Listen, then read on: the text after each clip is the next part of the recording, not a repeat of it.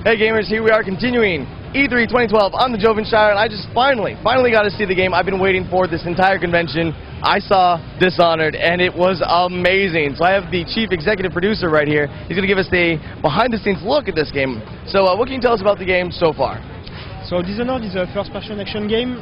It's a game where we try to give players a lot of choices in terms of how you play the game, like whether it's stealth or combat.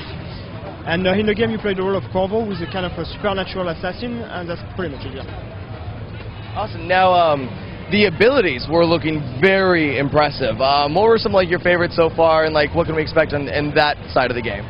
The one I like the most, because of the way I play personally, is Blink, because it lets you move around freely in the world, like teleporting on the rooftop and all that. But what I like most of all is like the combination of all the abilities that we have in the game, like the way they play with each other. So for instance, you know, we have one that is called a Devouring Swarm, which is used to summon rats to attack characters. Which is one of my favorites. Yeah. So initially it's more of a combat power, but actually you can use it in sideways, like if you summon the rats, then it means you can possess them and move around as a rat. So it's a lot of the way you combine all this power, make it really interesting.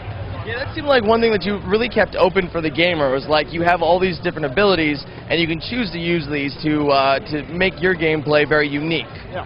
It was very important for us that each player, when they play the game, they create their little story in terms of how they play the mission, so that if one player talks to another about what he did, there are like two different stories basically. Yeah, perfect. Like in the presentation they were showing off, like you can either play the game very stealthy, just assassinate who you need to, or you can just run through and kill everybody and everything. What kind of differences will we see in there? Well, so you can play the game actually without killing anybody. That was pretty important for us to not violate the player choice.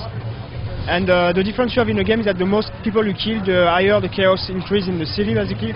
And it creates some subtle variations here and there, like for instance a location that would be empty otherwise will have rats around crawling everywhere. People that would be just normal civilians will suddenly be plague victims.